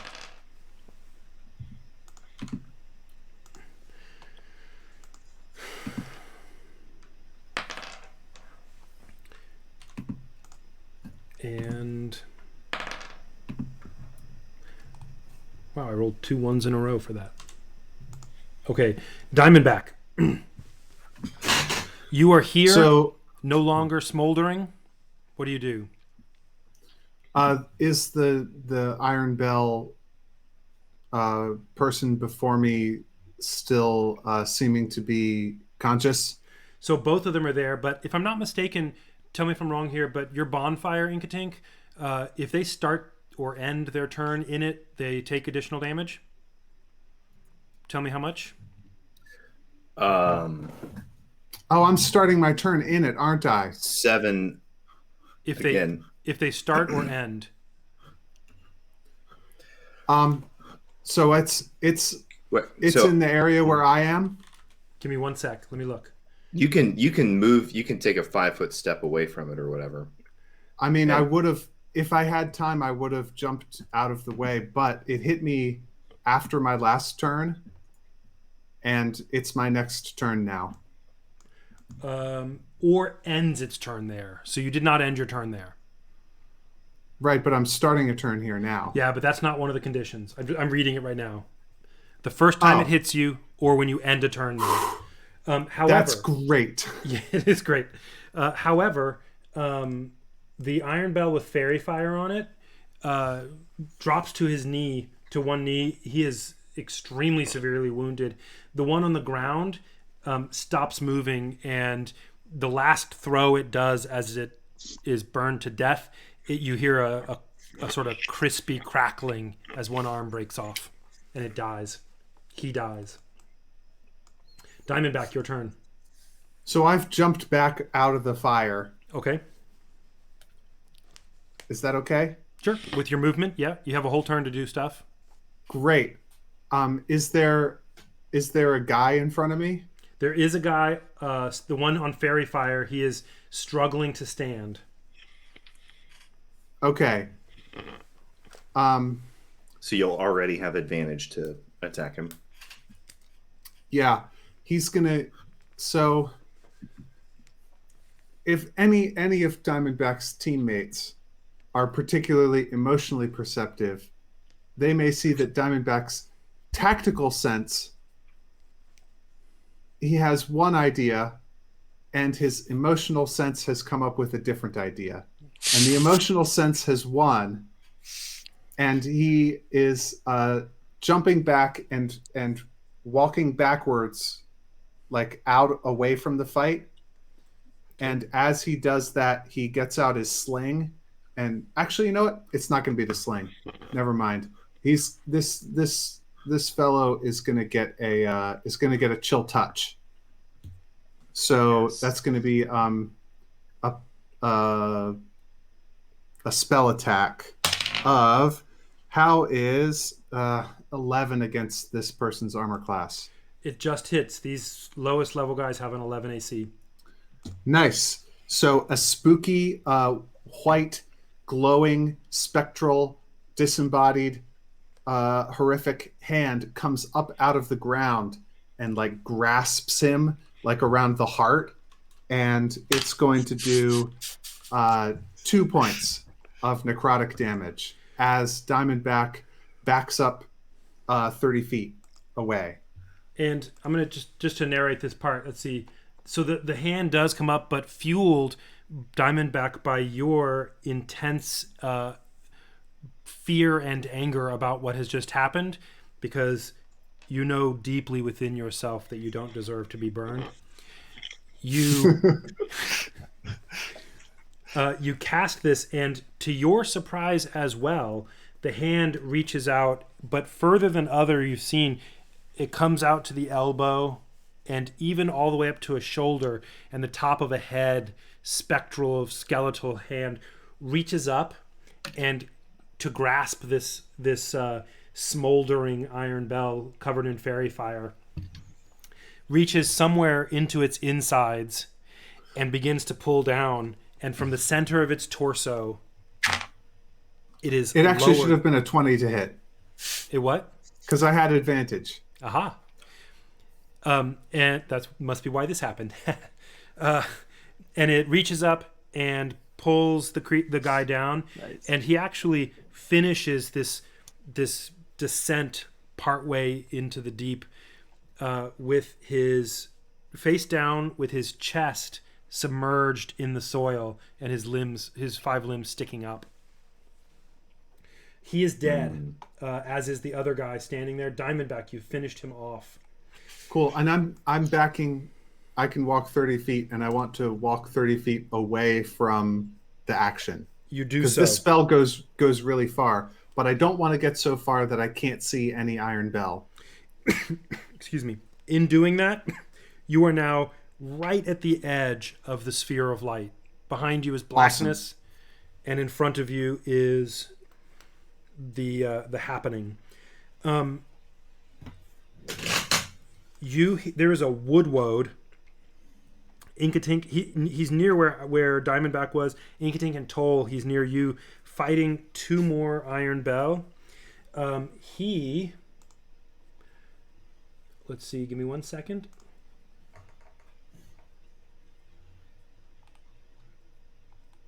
Let's see. Sorry. What's the 2 hit on this thing? A 7? Okay. Oh, there it is. Club. So he's got a club. He rolls a 26 to hit. Oh. And does... There are planar champions that hits. There is a fully intact Iron Bell guy there. This Woodwode's club just smashes into him, and he gets a double attack. The first attack caves in part of his chest. The second attack is a 21 and does... Okay. The second attack with his club just comes straight down on the creature's head and hits with such force that the Iron Bell collapses to the ground, and his head is crushed, his torso crushed, and he is, by the crushing force of this club, split in 2. He was healthy at the beginning of this attack and is now... bifurcated. Yeah. He is of split mind and body about this encounter.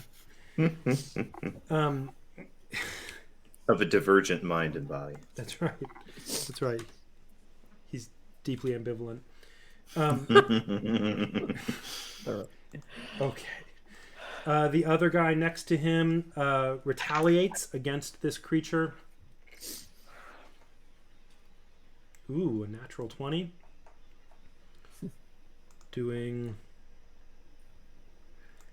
He pummels this creature who may notice sometime.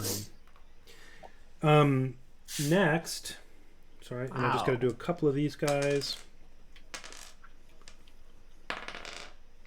Okay. And we get to, next is going to be Toll. Okay, is Yoshka still next to me? Or not Yoshka, who's next to me? Inkatink. I will say to Inkatink, those things are guardians of the forest. I think it's worth trying to not engage them, and there's a chance they'll leave us alone. Inkatink gives him finger guns and says, "You got it, baby." Toll has no response. Okay. Toll, are you going to take any action? There is, to your right, by himself, an Iron Bell who seems to be trying to avoid any of the horrors around him. No, I'll leave him alone. Better to focus on people who are actually causing a problem, I think. Directly in front of you is the leader of the Iron Bell, standing in front of the gate. Okay, maybe not him. And then there's the Woodwode fighting the two others. They're the other group you can see easily. Where did Diamondback run to? He ran back into the darkness. You can see him at the edge of the light behind you. He was hurt and then burned and hurt, and seems to be backing away. Although you can't quite tell if he's running. He seems to be he's backing away, not running away. Yeah. Okay, I think what I'll do then is head back toward Neno and Yoshka and Belvari. So you make a left. You see them in not the distance, but about 40 feet away, and you can close a lot of that distance towards them. You're about 10 feet away at the end of your turn. That was Toll. Inkatink, did you go this turn? Where are you? Nope. I may have been skipped. That's true. I think you should have gone before me because I rolled a 1 on initiative, but I forgot. I think I was supposed to go way up top, but yeah, you know what it is I created this encounter before you joined, and you're not in it. Let me just manually add you. I had a 16. Yeah. I'm gonna just put you in. Okay. And coach.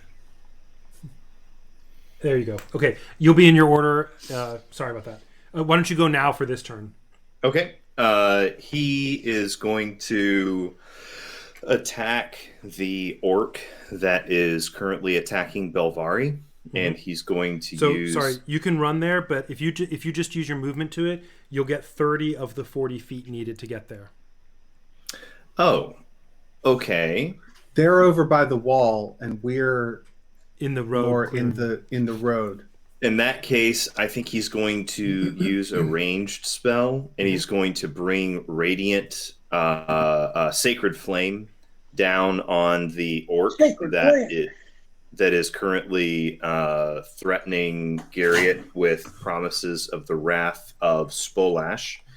And let me just check. I believe I can't remember if it's a dex or a con or what. Saving throw.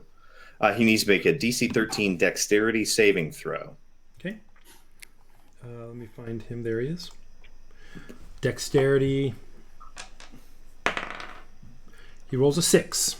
Okay, so he's going to take 4 radiant damage, and he is now in flagrante. He is on, flame-like radiance. Okay.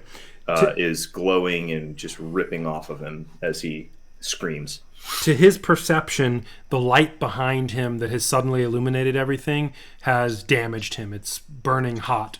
And he shouts out at Garriott, "You fool!" So the question is, does this cause any increased attention towards him? Towards who? So. Towards this guy that's on fire now. Okay, yeah. Okay. And then he's going to move with Toll. Okay, sounds good. I've got. Or is Diamondback still standing there? Where did Diamondback go? Diamondback moved back 30 feet. Yeah, he's further away from you guys. He's going to follow Toll. Okay. So Inkatink is with Toll. So Diamondback is alone on the edge of the darkness. The rest of you are going towards other members of your party. I'm going to roll this, and we do this. Great. There is more combat happening in the world. Combat. And the next turn it's going to be Inkatink, you're next. Okay, he's going to turn to Toll and give him kind of a quizzical look, looking around who's near us. 10 feet in front of you are Belvari, Neno, and Yoshka, as well as a severely wounded Iron Bell. Interesting. And a little bit behind you and to your right standing in front of the gate is the leader of the Iron Bell, smoldering a little bit, and you can see him shouting at Garriott, and you can see occasionally Garriott's head peeking over the edge as though he's standing on something tall as he is casting random spells out at the into the fray, like Firebolt and such. They don't seem to be doing a lot of damage. He's going to keep a good thing going and bring Sacred Flame down on this guy again. So I have Same a guy? second time. Yep. Yeah, I have a second time decremented my Do it. contents. So Yoshika, you're next. did he do his check, or did he just take another 4? Oh, I'm sorry. I forgot I had to check that. Yeah. 18. Okay, so he passes. So no damage? Yeah, so the light goes off around him, but he doesn't take damage. Okay. This guy goes. It is now your turn, Yoshika. Yoshika Neno Belvari. I turn my staff into a shillelagh and whack that guy. Okay. 19. Definitely hits. Woo! Ha! 5 damage. The guy is wounded to within an inch of his life, not dead. Neno, your turn. Your shillelagh comes down and just rings his bell, as it were. He is staggering under the blow and seems to have lost all ability to focus for a few moments. Neno? Neno's got Shocking Grasp. That's what she's got. She's going to use it on him again. Do it.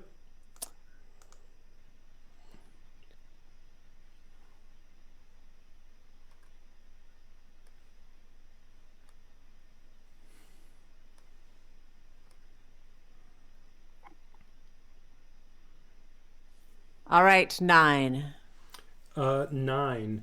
Oh, wait. Then that was... I've got advantage again because You he's do. still wearing metal. Mm-hmm. All right, another 9. Is that what quite. you rolled, or is that with No, your? No, it's it's a a 5 and a 1d8, 5. so my +4 makes it 9. You're due for some Damage? natural 20s. I mean, Wait, you're No, rolling wait, 8-sided? Mm-hmm. I roll... Yeah, need to roll a 1d8 D20 to hit. lightning damage. Advantage Yeah. of metal. But you need to roll a d20 to hit. Yeah, to hit. Oh, is darn. Last 20. time I did this too. Okay. Roll 2 d20s. I'll tell you what. Just right now, roll 2 d20s for both of them, Okay. and it's not advantage. It's the 2 without advantage, which effectively is 1 with advantage. Okay. I've got a 14 with a +4 spell You attack. definitely hit. How much damage do you do? Now I do the... Right. Okay, let's find out. 11.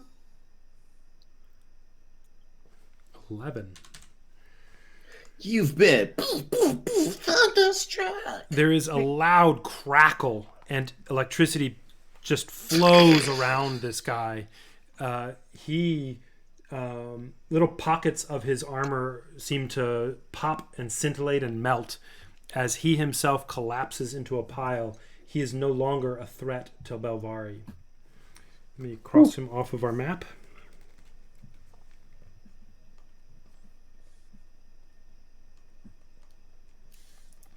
As soon as that metal clears, I declare it spoils. As soon as it cools down.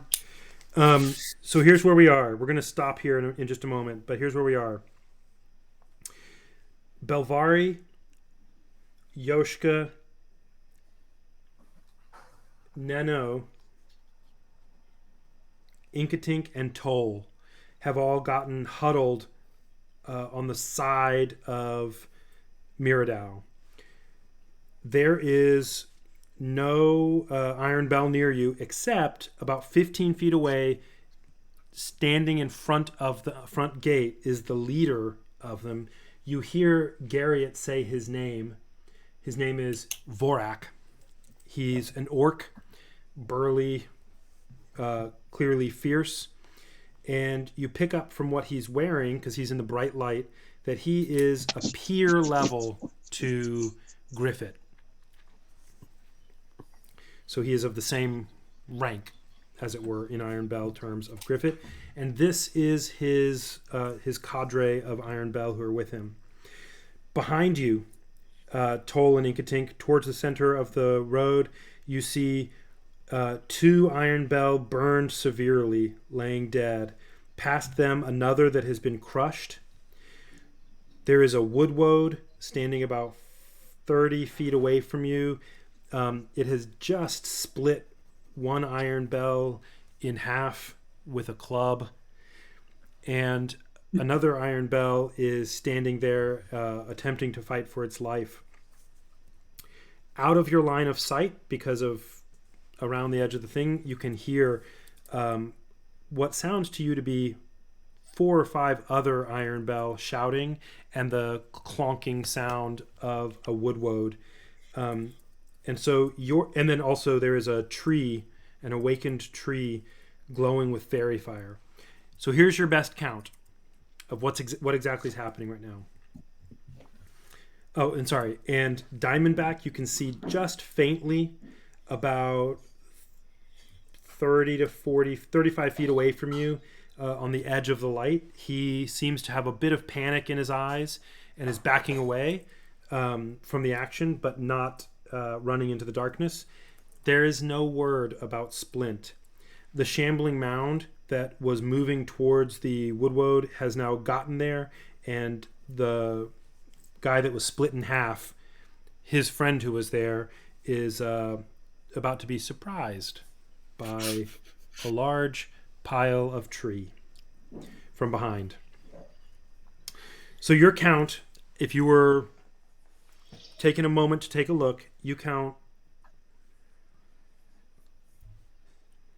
7 Iron Bell, including Vorak, 2 woodwodes, a shambling mound,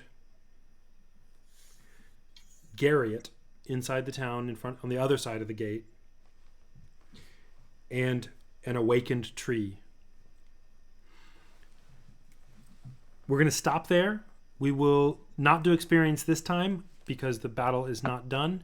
But to anyone who survives, we will do experience next time. There are sounds in the forest that you can hear, sounds that are the creaking and groaning that you suspect from your prior encounter may be other awakened trees. But there is another sound coming from the darkness past Miradau. It is about 40, 45 feet away. Sounds a lot like the awakened trees. It has the same kind of creaking, but it has a sort of angry groan sound to it as well, and seems to be getting closer. So we'll stop there for the night. I have one last question. Yeah. The Iron Bell, are they still lit up? They have torches and stuff? They do, but the whole place is illuminated now. Right. By this but large... they're holding torches and things. Yeah, some of them are. Some of them who had torches are dead. Not every single person had one. The 4 or 5 or 6 torches that you saw, some have been dropped to the ground and are smoldering next to a dead person. 1 or 2 are being held by somebody still. Vorak has one standing in front of the gate, but he's well lit. Okay. That's what I wanted to know. Okay.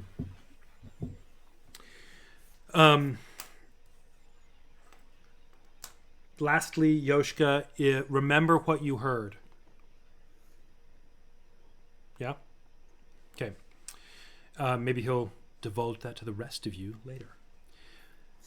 All right. That's where we'll end this episode. Thanks, everyone, for listening, and thanks especially to you guys for playing.